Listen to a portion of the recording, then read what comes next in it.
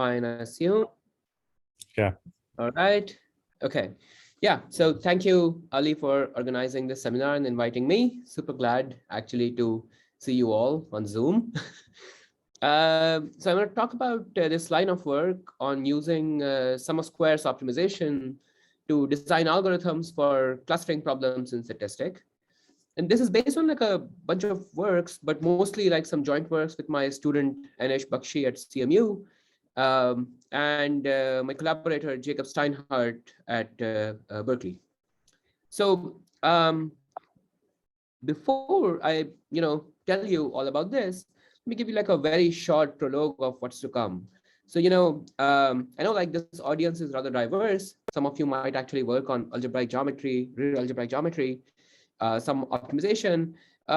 Ostensibly, this talk is about statistics, as in like, I'm going to talk about a certain algorithm design problem that's really a statistical estimation problem. And yet, somehow, even though the first part of the talk is entirely, some statistics, you would soon see, how sum of squares kind of naturally gives you an approach to designing algorithms and estimators for these problems. And these estimators actually basically tend to work out really well. In fact, like that's somehow the punchline of this line of work. So, in the beginning, if the talk feels very statisticky to you, don't worry about it. Should get better. Good. Okay. So, as I promised, this talk is about a certain algorithmic problem in statistics. Let me tell you what the problem is. The problem is very, very simple. You're given some points, let's say x1, x2, x capital N. These live in D dimensions. So we'll always think of D as very large. Okay. So these are like high dimensional points, and they are chosen uniformly from a certain mixture of Gaussian model. Okay. What that means is that let's say, there is some number of clusters K. For each I, as I varies from 1 through K, you have basically Gaussians with parameters, a mean vector mu I, a covariance matrix sigma I, and you draw the points by basically selecting a kth fraction of points as an IID sample of capital N over K size from the corresponding Gaussian. Okay. So in the diagram, for example, you have a mixture of 4 Gaussians, each with weight 1/4, with 4 different means. Good. And what's our goal? Well, our goal is to recover a clustering of data. So we would like to somehow separate the data into 4 different pieces. And so that each piece basically corresponds to the data collected from 1 Gaussian. Okay. So, we are okay with, let's say, 1% error, but that's basically our goal. Okay. Now, even before going ahead and discussing this problem, it is apparent that we should not really succeed in this task all the time. If for example, if 2 of the Gaussians in my list of K Gaussians happen to be exactly the same, then certainly I can't distinguish between the samples from these points. And then, instead of being exactly the same, if they were just like a little bit close to each other, even then this task should somehow be impossible. So in general, you should expect that there is a certain separation requirement on Gaussian components that, would be necessary for this task to be feasible. Okay. So let me explain this separation requirement. So basically, I'm going to define for you well-separated mixture. And in some sense, we're going to use the right separation measure, basically the minimal separation measure that you could imagine this problem to be soluble under. So in particular, I'm going to assume that the variation distance between every pair of Gaussians in my unknown mixture is large. Okay. So what does that mean? So I don't know if you've seen this before or not, but variation distance is the natural measure of distance between 2 probability measures. And it simply is like up to a scaling of half the L1 distance between the density functions. Okay, there's nothing more, nothing less. In order to gain like some intuition about what it might be, it is better to think of 1 minus the total variation distance, which is often called the overlap between 2 probability measures. And the way to think about the overlap is like if I were to select, a large number of IID points from one distribution, what fraction of them in some sense could ostensibly intersect with a sample from the other distribution? And so that's basically where the name overlap comes from. And in order for clustering to be possible, you would imagine that overlap between any pair of clusters has to be small enough. Okay. because otherwise, I can't possibly delineate which points come from which clusters and so forth. So anyway, in general, you want, it is necessary, in fact, that every pair of component distributions in your mixture are, separated by 1 minus something that grows slower than 1 over k. And, if not, somehow, you simply can't hope to cluster. And our goal would be exactly this. Okay. Notice that if this was true, if such a separation requirement held true, then at least given the true parameters, if I were to give you the knowledge of all mu i's and sigma i's, then you can cluster, right? Like you can simply basically compute the probability of, every point that you see under k mixture, k of the components that you now know, and just, assign it to basically the component that gives it the maximum probability. This kind of simple clustering strategy would work and succeed if you knew the parameters. And even this kind of a strategy requires that, the separation be large. So our goal, of course, is, and we don't know the parameters, of course, our goal is to use this information theoretical minimal separation assumption and still succeed in the clustering task. Okay. So are there any questions about the, the problem itself before I move on? Okay, good. So this problem has like a very long history. It's arguably the most well-studied statistical model. More than 100 years ago, Pearson began, looking at this model for, certain biological applications. And since then, basically, this model has been used in many different areas. There are lots of heuristics known for, solving this problem in various practical situations and so forth. I'm definitely not the best person to tell you about all this application. So I'll basically keep it short and not talk too much more about this. Let me tell you, what we know about this problem, algorithmically speaking.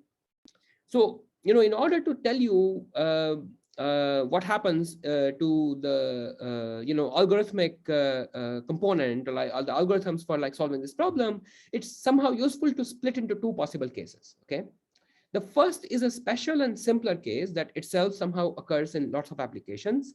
In this case, all the covariances are identity. So, all the Gaussians have the same covariance, and which basically the variance in any direction of each of the component Gaussians is basically equal to 1 in this case. Okay.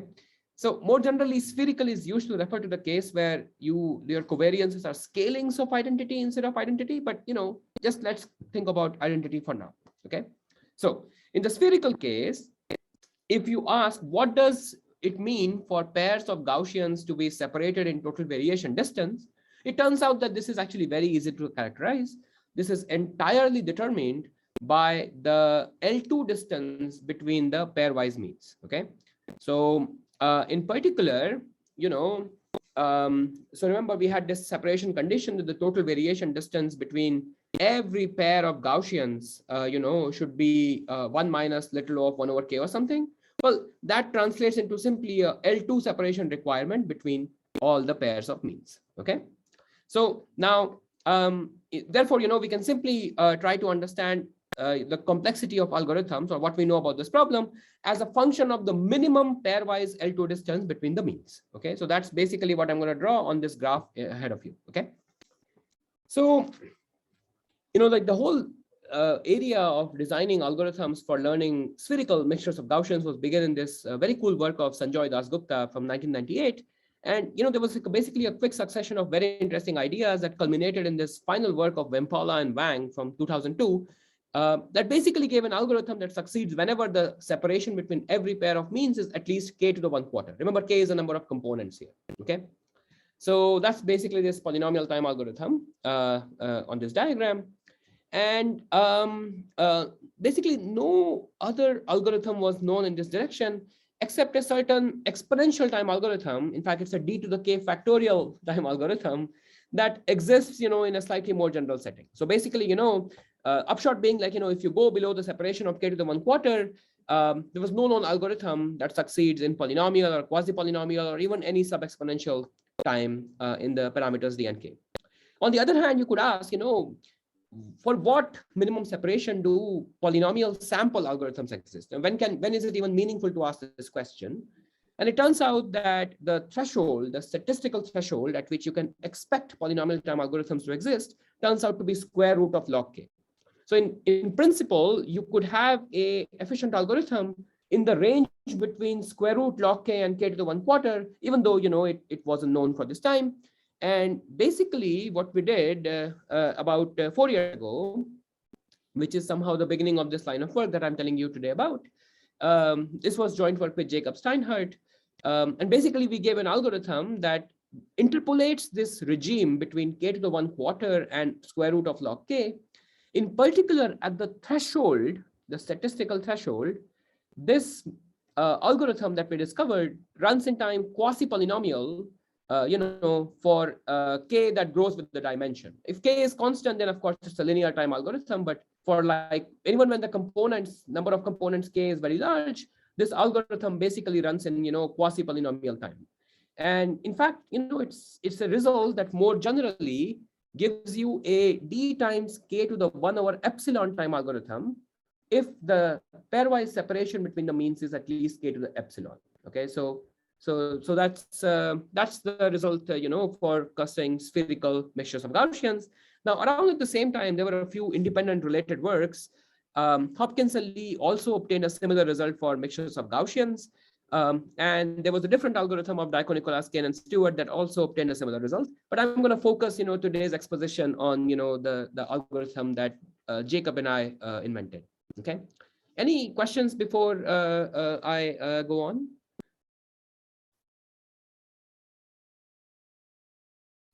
Okay, good. So this algorithm for spherical mixtures, the reason I like it, and the reason in some sense it's like worth talking about, is because like somehow it actually tells you exactly what is it about Gaussians that makes algorithms for clustering possible. So in particular, it turns out that in here there is exactly one very well studied probabilistic property that governs efficient clusterability. In particular, that property turns out to be having sub-Gaussian moments, having moments of the distributions that grow not too fast. Okay, that's basically what the property turns out to be. Now, this certifiable word will not immediately make sense to you right now. Hopefully, by the end of the talk, it will make some more sense. But for now, just think of it as saying that there is a certain algorithmic way to check the property that the moments of a certain distribution or an input sample are growing not too fast. Okay, and if you didn't completely follow this meaning of certifiable, it's completely fine for now. Okay, but in the same work with Jacob, we proved that there is a large class of distributions beyond Gaussians that also satisfy this property, and therefore basically the same algorithm and analysis that we gave extends to all this general class of distribution. So mixtures of Gaussians is just an example, but basically mixtures of any distributions that satisfies so-called Poincare inequality would have the same guarantees. Okay, now again, I don't expect you to know or understand Poincare inequalities for the purpose of this talk, but if you've heard of what are called as strongly log concave distributions, uniform distributions on any like rounded convex body, for example, it's going to be fine. So this algorithm extends to all such families of distributions. And moreover, it turns out that because like this algorithm design technology depends on certain semidefinite programming based algorithms, they are somehow inherently more robust. So in particular, we explicitly in this algorithm handle outliers. So even if like some fixed constant fraction of your data turns out to be adversarially corrupted, so if there are outliers adversarially introduced in the data, the same guarantees still continue to hold. Okay. Again, if you have any questions, feel free to stop me. I know like it's a bit awkward to do that on Zoom, but I'll keep badgering you in between if that somehow helps.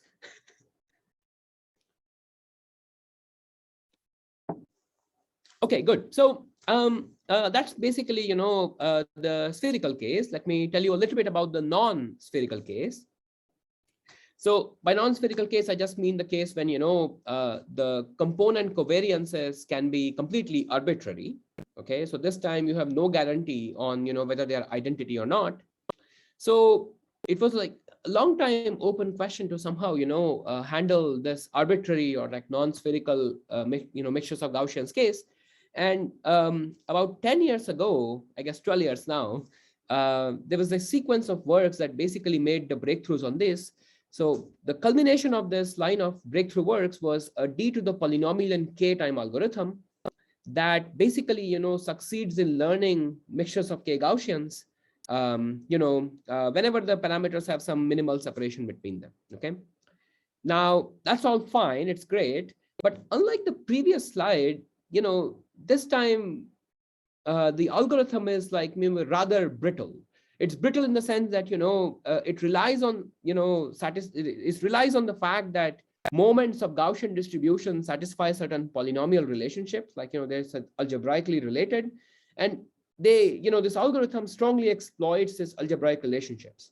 Now that's fine, but it turns out that these kind of relationships you can't expect to hold in for other distributions, and that's why it won't really extend to other families of distributions. Actually, even more problematically, these kind of algorithms will not be able to handle noise and data. So in particular, this particular algorithm turns out to be highly sensitive to noise and cannot handle even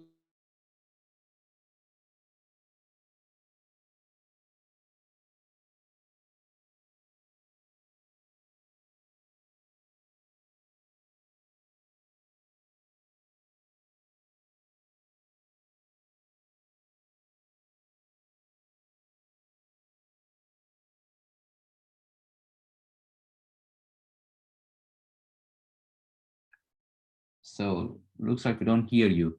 Pravesh, do you hear us? I'm here. Sorry, maybe like I Yeah, think yeah. maybe I You need to somehow. share the screen again. Yeah. So now it's Okay, sorry.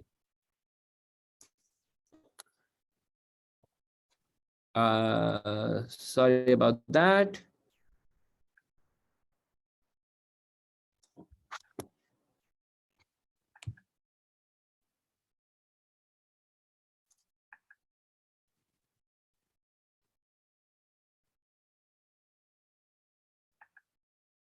Is my screen visible now? yes. Okay, sorry about that. Uh, Sorry. should I Before you continue, rewind? Or... I have one question. Yeah, Sorry, is yeah. this problem STP representable? So you mentioned, but I didn't follow. So like there What did are you ask again? there are problems like this, not exactly with the same conditions, which are STP representable, right? It can be formulated as a semi-definite programming. It's an excellent question. So it turns out that uh, there are worst case versions of this problem, where there are no distributional assumptions, and there is a way to formulate clustering questions in worst case. So there somehow you're not recovering a ground truth, but you're somehow minimizing a certain objective. And those kind of formulations can in fact be modeled, in fact, by or at least relaxations of them can be modeled by convex programs, in particular by semi-definite programs. For this average case variance, I actually don't know of any canonical semi-definite formulation. But of course, today what I'm going to tell you about is eventually going to be a semi-definite formulation. So I guess in the roundabout way, the answer to your question is yes. um, all right. So yeah, as I was saying, I don't know if you caught this. Was I like cut off for a long time? Like, did you catch what I was saying about this algorithm of Moitra and Valiant? Maybe not. I'll just maybe repeat it. Yeah, So I talked about the spherical case earlier. A similar question exists for non-spherical case, which is somehow the harder case because this time the covariances of the mixture components can be arbitrary. And resolving this case, even like for like also like an open question for like 20 years or so, it was finally resolved in this breakthrough sequence of works by Moitra Valiant, Belkin Sinha, and Kalai Moitra Valiant, who basically gave a D to the polynomial in K time algorithm, for basically clustering mixtures of Gaussians. The from one perspective, this basically kills the problem, but it turns out that this algorithm somehow relies on exploiting the algebraic relationships between moments of Gaussian distributions, and that somehow makes it very brittle. It makes it brittle in the following two senses. It doesn't somehow handle any outliers. Like somehow if you corrupt even like one point, so to speak, it turns out that those algebraic relationships break enough that this algorithm simply fails to work. And more generally, because it is exploiting such brittle property, it does not extend to more general families of distributions. And so basically the summary of it is like, because of like it relies on certain algebraic polynomial relationships to hold, it's not going to be robust in like multiple senses. So as a result, a bunch of people explicitly asked the question of finding an outlier robust efficient algorithm for solving this problem. And in particular, Diaconniclas, Vempala, and Woodruff wrote a research vignette asking this question about a few years ago. And in a work with my student Anish Bakshi, we basically do that. We find a d to the k to the o of k time. So it's an atrocious running time if k is growing, but at least for a fixed constant, with some smile on my face, I can call it a polynomial time algorithm for robustly learning this mixtures of k Gaussians.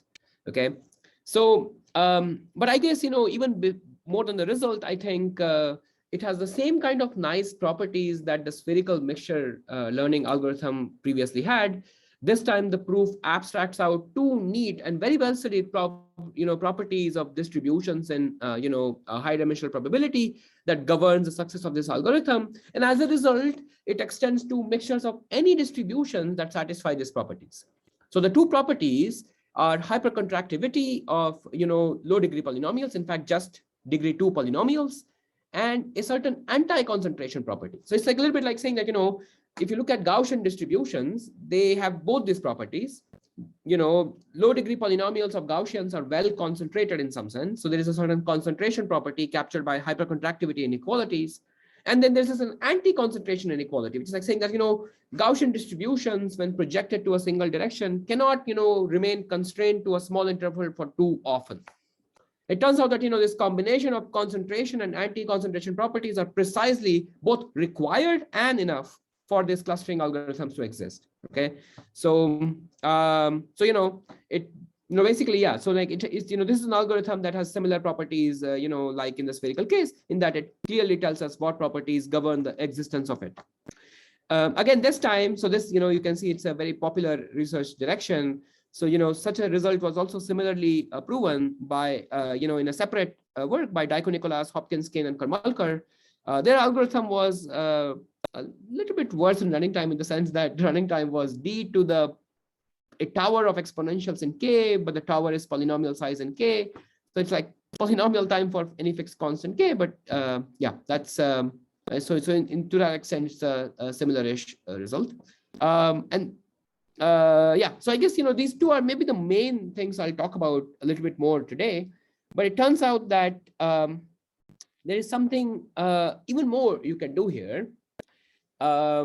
Instead of like recovering clustering, which requires that every component be pairwise separated, you can actually ask for a less demanding guarantee, which is to simply recover good estimates of the parameters of the mixture.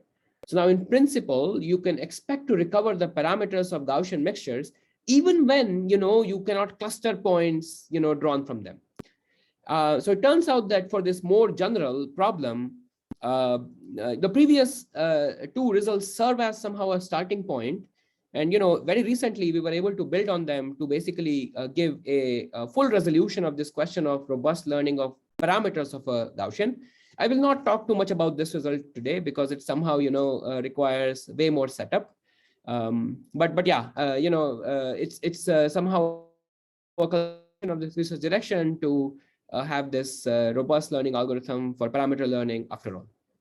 Good. So I hope the results were roughly clear, because what I'm going to tell you next is some details of it. I can definitely pause and see if there are questions before proceeding.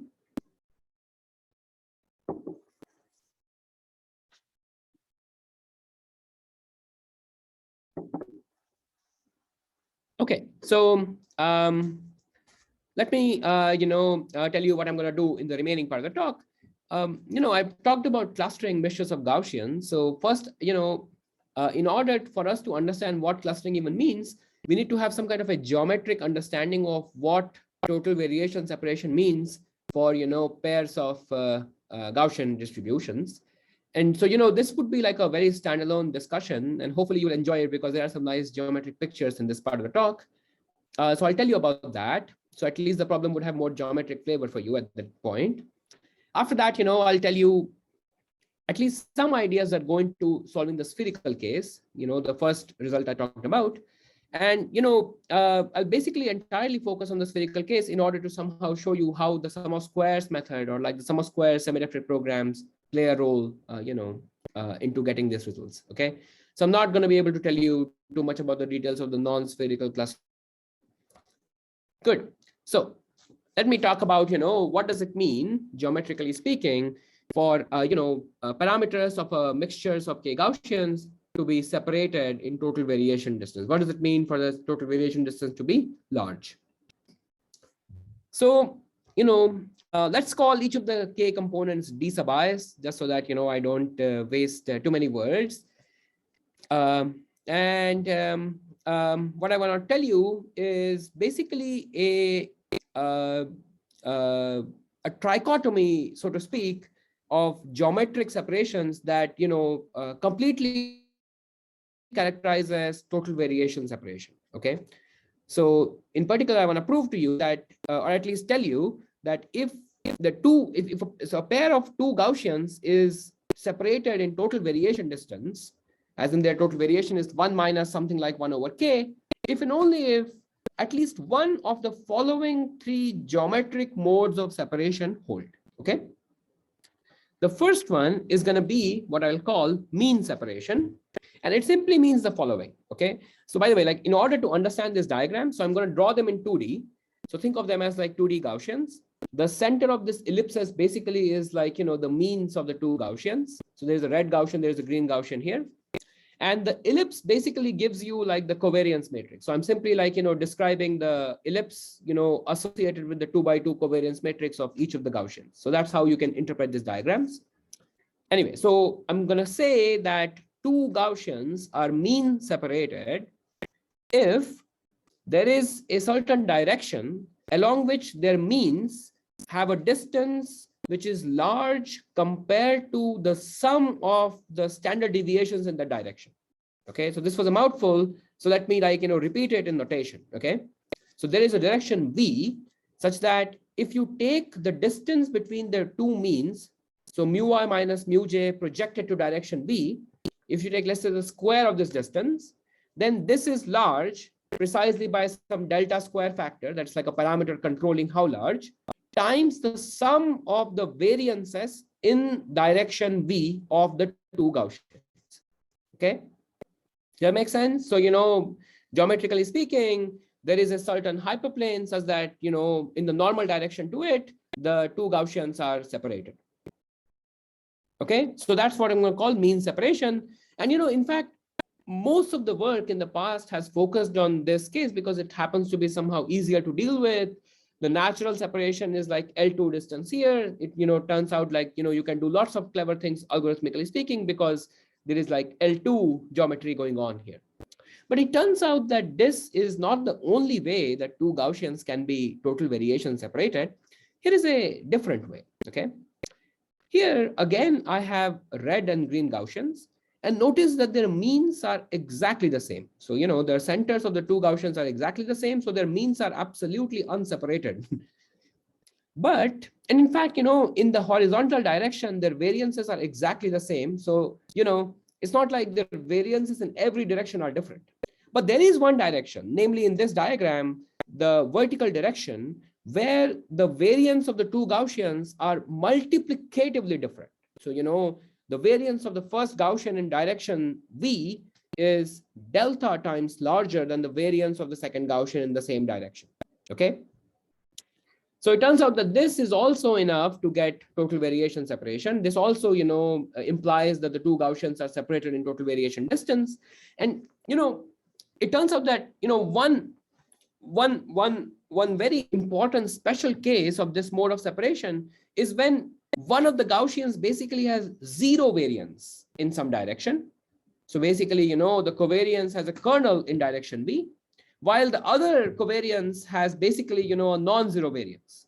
Now, regardless of how small the non-zero variance of the second Gaussian is, the ratio of the two variances in that direction would basically be infinite. So the separation condition holds. And so you now see like, the intricacies of total variation separation and how it doesn't play very well with our geometric intuition. You're saying that, as long as there is a direction in which one of the variances is basically close to zero, while the other is like, sufficiently non-zero, the ratio would be large enough. So even though both could be very, very tiny quantities, the ratio is large enough. And, our algorithm, our estimation procedure still has to somehow distinguish correctly between these two Gaussians. In fact, succeed in clustering them, almost with zero error. Okay. So hopefully, this mode of spectral separation makes some sense. It turns out that, there's a third mode, which actually is hard for me to draw in 2D, because this, unlike the other two, is a truly high dimensional way that two Gaussians can be total variation separated. So in particular, this separation means that if, I, linearly transform the space so that one of the covariances is identity, then there is a Frobenius norm difference, the Hilbert-Schmidt norm, or like simply like, the sum of the squares of the entries of the difference of the two covariances is large. Okay. So I would recommend not reading the top line because maybe it's a little bit harder notationally, and just think of the example where one of the covariances is identity, while the second one is basically a small, like, almost identity, except to a factor of 1 minus order of 1 over square root of d, where d is a dimension. Now notice that, in any single direction, the variance is absolutely almost the same. So you can't possibly see a difference. In fact, as d goes to infinity, the variance in any direction is basically the same. And yet this, 100 over root d is somehow appropriately large enough that, if you somehow view the high dimensional thing, like all directions at once, so to speak, then, there is enough total variation difference. Okay. And so this notion is, of course, meaningful only in high dimensions. So when small d is very, very large, and our algorithm, if it has to succeed in clustering mixtures of separated Gaussians, it's got to somehow be able to separate components which might actually have this kind of a separation between them, Frobenius separation between them. Now, I gave you three modes in which, you can have total variation distance between two Gaussians appear. It turns out that these are sufficient in the sense that, not only are they necessary, they're also sufficient. So, whenever two Gaussians are, separated in total variation distance, they've got to be separated in at least one of these three possible ways. Okay. The proof is actually not that hard, but somehow it wasn't known before. So, we give a simple-ish proof based on, relating total variation distance to the more natural Hellinger distance. Anyway, so to summarize, for spherical case, roughly speaking, we only need to handle mean separation because the covariances are basically the same.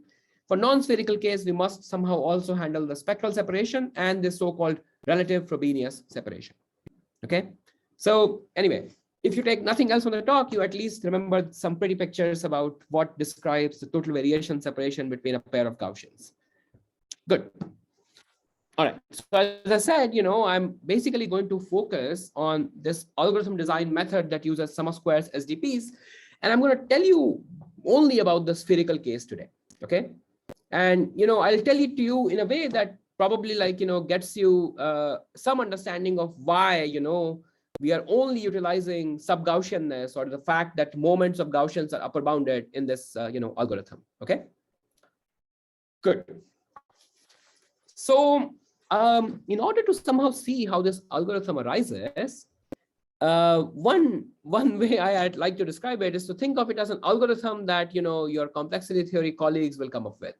So I don't know, if you speak to your complexity colleagues, but, if they were to design algorithms, I would imagine that this is how they would come up with. So remember, this is what our goal is. Our goal is to somehow take high dimensional mixtures of Gaussian data that comes from like spherical mixtures. So all covariances are identity. The means are separated by delta in L2 distance. And our goal is to somehow, approximately recover the K underlying clusters. Okay. So what does it mean to design algorithms like complexity theorists? Well, we are going to focus on a slightly different task. So, if you've seen any, basic complexity class or, complexity talk, you probably know that, we are often concerned with designing algorithms for, certain problems, but we often focus on a slightly simpler problem of verifying a solution. Suppose, somebody handed over a solution to us, how would we somehow, check that the solution is correct? Okay. And so, this in the complexity theory lingo corresponds to, proving that a certain problem is an NP this complexity class NP before like somehow, understanding whether it is in P or not. In this case, we are going to do something similar, okay? Instead of focusing on finding a clustering of the input data, I'm going to focus instead on checking if a given clustering is a good clustering. So this time, I'm going to imagine that somebody hands over to me a purported cluster and try to design an algorithm that checks if the given clustering or given cluster is somehow close to being truth, okay? Of course, I've got to do this without knowing, what the true parameters are or what the true clustering is, okay? This is somehow the natural way to ask the question of verifying a solution, okay? So in particular, what I want to construct is some particular test. So I'm going to like, look at like this purported cluster in front of me, try to do some operation on it, like a test on it. This test would somehow accept or reject. And the guarantee that I should have is that this test accepts if and only if the purported cluster given as input to me is approximately close to some true cluster. Okay. Any questions so far? Okay. So, good. So this task of designing a certain test of true clusters, I'm going to call, finding. I'm going to call it, the task of finding a certificate or finding like a certifier. Sorry, my Zoom is acting up. Sorry, there we are. Yeah, I'm going to call it like the task of certifiability. And the point is that, even though this appears like, an unrelated task, it's not that unrelated. The first thing I want to observe is that if I can somehow come up with such a test, I can immediately use it to come up with like a inefficient algorithm. Okay, like maybe it will not like perform the task I want it to do, but it will at least give me an algorithm that in, let's say, infinite time can look at the sample and correctly cluster it. Okay, and notice that this is non-trivial because we don't even know if this task is information theoretically feasible to begin with. Okay, and so what I'm saying is that if you can somehow generate such a test, at least you've convinced yourself that information theoretically the problem is feasible. Okay, so how would I do this? Well, I have a certain test of correct clusters. So I just like simply go over all possible clusters, apply this test, and by the correctness guarantee of the test, the only time I'll succeed is when, I'm checking this, I'm applying this test to, something which are like close to truth, close to true clusters. So, at least in infinite time, I will, or at least, not even infinite here, like it's some exponential time algorithm that will definitely succeed in, clustering the data. Okay. So the key to this whole approach of designing algorithms by thinking about certifiability is that if the proof of correctness of the tester that we build happens to be simple in a certain specific sense, in fact, is going to be simple in that, it is captured in a certain proof system called sum of squares proof system. So if you've seen like sum of squares proofs of polynomial inequalities, basically, the punchline is going to be that if we can somehow analyze this test, the correctness of the test in this low degree sum of squares proof system, give like a simple proof that can be captured into the sum of squares system, then in fact, we can in a black box way convert this proof of certifiability into an algorithm. Okay, that's basically, the high level, way this method works. And even though I'm focusing only on mixtures of Gaussians today, this method is actually very versatile. So in the last 6 to 7 years that we've been working on developing this technology, we've been able to somehow solve many problems. Like mixtures of Gaussians is one of them, but there are several, like a long list of problems that you can solve by simply thinking of, coming up with testers for checking solutions, looking at the proof of, soundness or correctness of this tester, and then, simply of, lifting this proof to work in the sum of squares proof system to get an algorithm out. Okay. So not only is this way to somehow design algorithms, it's also one way to think about like, it's also a way of coming up with the right semi-definite formulations for such average case problems. So Ali was asking this question, earlier, it's like, how do I come up with the right formulation? Which SDP should I use for this problem? Well, it's not clear, but if you think about it in this way, the tester will somehow reveal to you what SDP to use. Okay, good. So let me tell you, specifically what kind of test, you can cook up in this spherical case to give you like more of an idea of how this whole thing works. Okay. So Okay, so remember, what our goal was. We have some high dimensional data. We are promised that it's generated from mixtures of k Gaussians in the dimensions, and we are told that each pair of means is delta separated for some capital delta. Okay, this time, in order to somehow see the intuition behind this tester, we're going to work in one dimension. Okay, so that I can draw some diagrams for you. And in fact, let's say that we have exactly two clusters. So here is a red cluster and a blue cluster, and you can see, like, I've drawn them in a way that it's apparent that the means of the two clusters are separated by some distance delta. Okay, so that's basically the true structure of the data. And suppose somebody hands over to you some cluster like this. Okay, so it's not going to be a good cluster in general. So somebody comes and claims that this green set of points actually is a true cluster. Okay, now you have got to build a test that somehow accepts red and the blue clusters as the truth, but somehow must reject the green cluster. Okay, and of course you have to do this without knowing what the red and the blue clusters are. So you've got to do this without knowing the colors of the points, so to speak. Okay. So what would you do, right? Like, what would you do if I give you this green set of points? You want to do, like, you want to somehow, eyeball it. You want to, like, do some test on it to, that somehow convinces you that this can't possibly be close to a true cluster. Okay.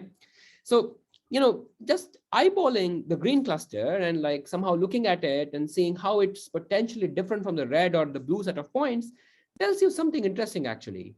The good clusters seems to have, like, points huddled up together, while this green cluster seems to have points which are very spread out. Okay, so one thing you could somehow potentially do, given this observation, is simply test some measure of deviation from the mean, the empirical mean of these points, and threshold it somewhere. Like, if like all the points are on an average close to the mean, maybe it could be close to a true cluster. If all the points are somehow far, because somehow you're picking up points from, like, two different far off clusters, then maybe you can reject it. Okay, does that make some sense? Okay, very good. So in general, you can use various measures of average deviation around the mean. And one natural method would be to simply take, like, average of powers of the deviation away from the mean. These objects actually are well studied. These are simply the centralized moments, centralized empirical moments of these data points. Okay, so our test is simply going to be that. Okay, our test is going to simply check if the empirical centralized moments of the given set of points to us are large or not. Okay, so let's maybe formalize this intuition a little bit. Let's use what we know about Gaussians to decide exactly where we should threshold this test and so forth. So remember that if I have a standard Gaussian random variable, meaning someone with a Gaussian with, like, mean 0 and variance 1 in one dimension, then its 2tth moment for some parameter t grow like small t to the t. Okay, that's basically how this moments look like. If you don't know that, take it as a fact. It's actually pretty easy to prove, even if you haven't seen this before. Now, if you think about the red or the blue set of points, well, they are chosen, from a Gaussian with some different means. If you take, if you subtract of the true mean from these points, if you subtract of the cluster mean from, the red points or the blue points, the resulting points basically behave like samples from a zero mean Gaussian. So if I were to take the moments of, red points or blue points, they should be, their moments should basically look like t to the t is the point, right? Because they are behaving like samples from, like, zero mean Gaussian. So if, I simply were to, so that's basically what I just said. So if I could simply just check that, the empirical tth moment for some parameter t of the set of points given to me grows at most as some t to the t up to some constant factor for a slack, then you clearly will pass for the red and blue points, because they are going to behave like typical Gaussian points, while you hope that all the fake clusters, things which are far from the truth, would hopefully fail. Okay. The key thing to prove, of course, is that no bad cluster can fool us. So we would have to prove that any cluster that somehow is not close to a single one like, doesn't have 99% of its points coming from one of the true clusters is somehow going to fail this test. Okay, that's basically what is left for us to prove. And what we're going to show is that we can somehow prove that this precisely happens if t is sufficiently large as a function of the number of components. And the sufficiently large turns out to be just simply a logarithmic factor. Okay, so as long as you use at least some log kth moments, it's going to be it turns out that you can in fact prove that no fake cluster can actually fool you. Okay, so here is like the more precise statement. So this lemma is simply saying that if you have some separation delta and choose p to be log k, then let's say C is any collection of points from your input sample which is of correct size. So it has number of points that you expect in the true cluster, so about 1 over k fraction of the total number of points, and its empirical centralized tth moment is not too large, is basically behaves like that of a Gaussian, then in fact C must be close to at least one of the true clusters. So the conclusion line basically says that the normalized intersection of C with one of the true clusters CR, let's say alpha R, is going to be at least 0.99. Okay, so if I say alpha 1 through alpha k are the normalized intersections of C with the true clusters C1 up to Ck, then the largest among these numbers would be at least 99. So 99 fraction of the points in C actually come from one true cluster. Any questions about this statement, and how it basically corresponds to an analysis of the test I told you about?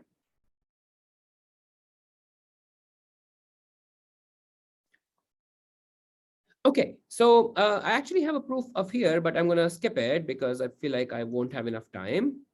The only thing I want you to remember is that this proof is rather simple and simply uses, the only proof, actually only non-trivial inequality I use in this proof when I set it up correctly is this simple fact that, for any two numbers, a plus b, a and b, a plus b to the t is at most, some 2 to the t factor times a to the t plus b to the t. Okay.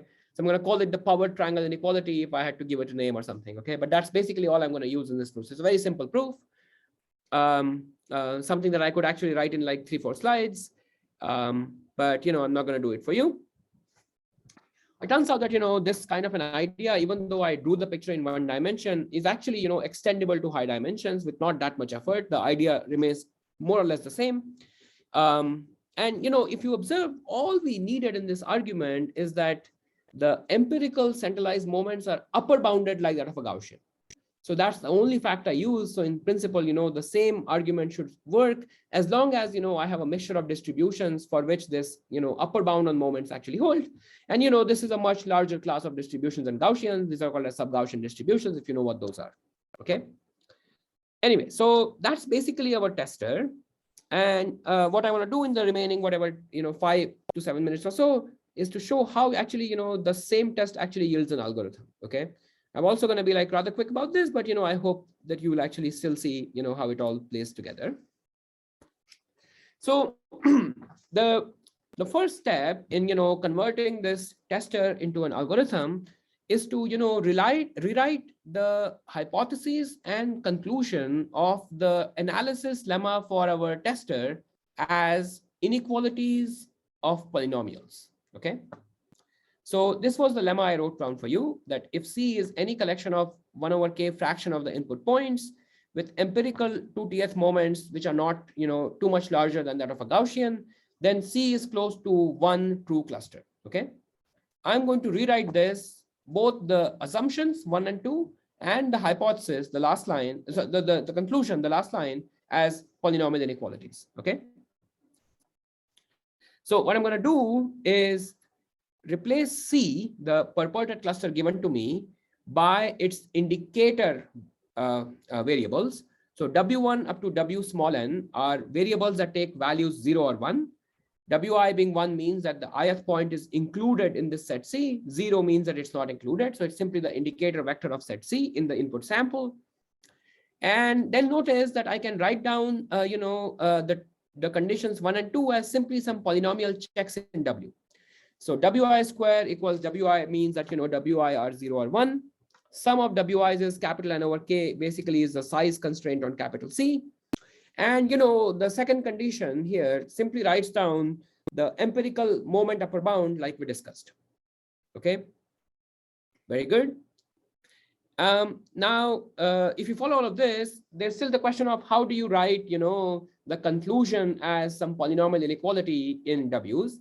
Ostensibly, it is actually not a polynomial inequality because we have a certain max of, a bunch of things going on, and max of some of bunch of things is not a polynomial in general. But here is what I'm going to do. Okay, with some trick, actually, it still can be written as a polynomial inequality.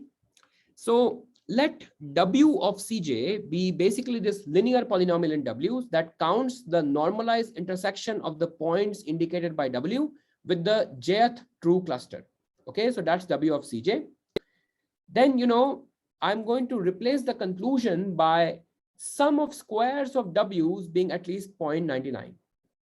Notice that sum of WCJs is actually 1 because, all of C's points are going to intersect with at least, one of the CJs. And what this is saying is that, a bunch of numbers sum up to 1. The conclusion is that the sum of the squares of the number is at least 0.99. And, actually, it's very easy to see that if the sum of squares of WCJs is 0.99, then the largest among them should be at least 0.99. Okay. Any questions? Does it make sense? So what I've succeeded in doing here is that, I've replaced both the hypotheses and the conclusion of this certifiability analysis that we did by, polynomial inequalities. Okay. That's good. Next, I need to convert the proof of this certifiability lemma into a sum of squares proof. Okay. Now I feel like, some of you in the audience may have seen, related stuff before, but let me, tell you what sum of squares proofs are in actually 30 seconds. I think you already know this, but let me do it. Suppose I want to prove this really hard inequality. This is the inequality in two numbers. I hope you know how to prove it. I'm going to give you a proof of this. Here is the proof. I'm going to, write down a square plus b square minus twice ab as a minus b the whole square. And, by utilizing the cool fact that squares are non-negative, this gives you a proof of this inequality. Of course, this is all trivial, but, this is a example of sum of squares proof because I proved an inequality in two variable, the left-hand side by writing it as, a square. Okay. Actually, this is an example of what is called as a unconstrained sum of squares proof because, this inequality holds for all AB. In general, I'm going to also be interested in constrained sum of squares proofs. So my constraints will also be polynomials. So here, is a new polynomial inequality. A plus b minus twice ab is at least 0.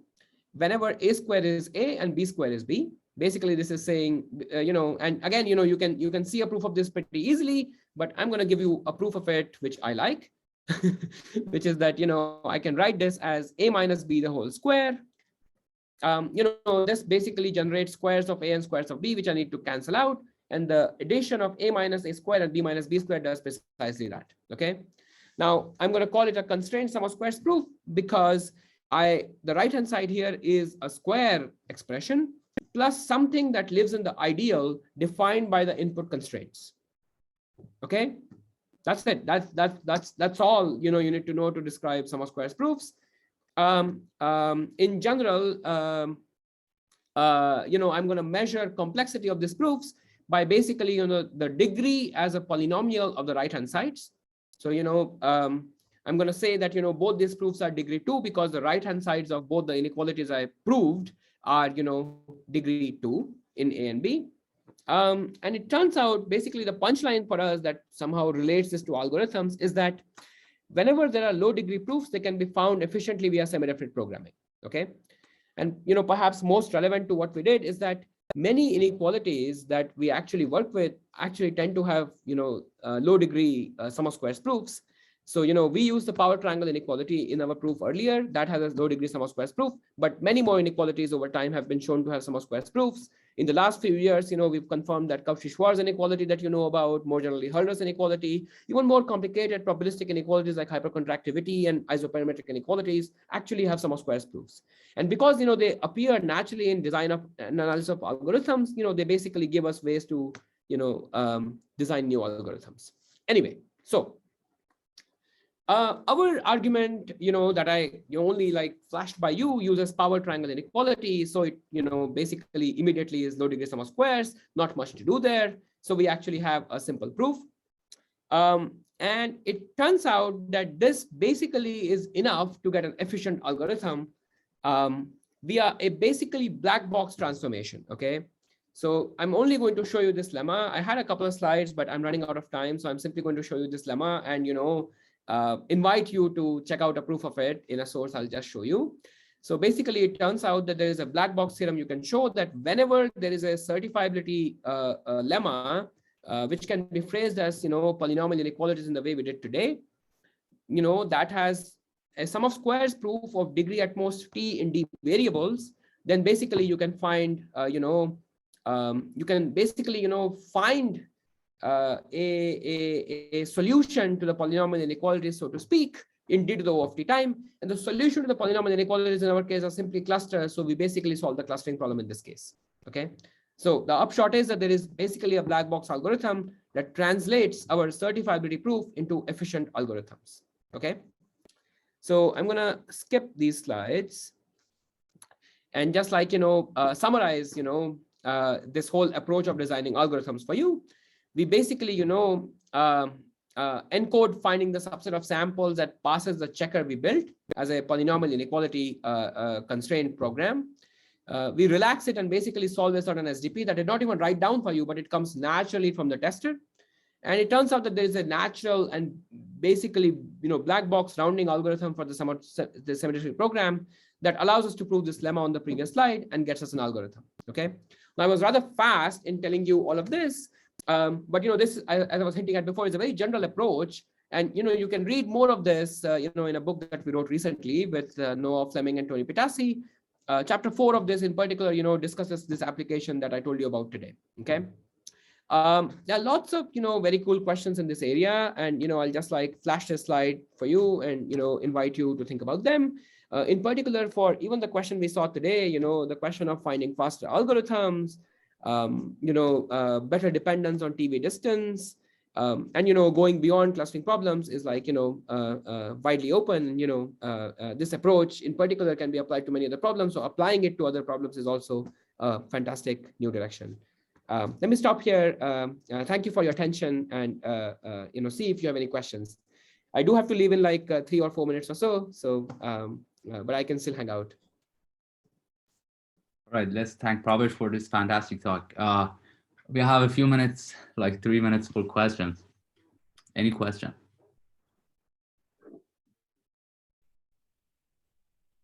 So I have one quick question. So I mean, in the complexity, the complexity bounds which you provided at the beginning, do you have like any rule of condition numbers, like the magnitude of the data in the complexity bounds? Because all bounds only depend on D, right? Oh, sorry, go on. It's a very excellent, it's an excellent question, Ali. It turns out that all the algorithms in the finite bit precision model, and at least for this, so for the spherical thing that I actually explicitly showed you, the way to actually make it formally work is by just simply truncating the input data to rational numbers of some polynomial bit complexity, and then the running time that I told you is actually a bit complexity bound too. So it actually works in like finite bit precision arithmetic like you would want. This is true even for the non-spherical mixtures problem, but I did not show you the details. So, let me maybe not say much about that. Thank you. Any other question? All right. If not, let's thank Pravesh again, and thanks to the audience for attending our session, and hope to see you soon.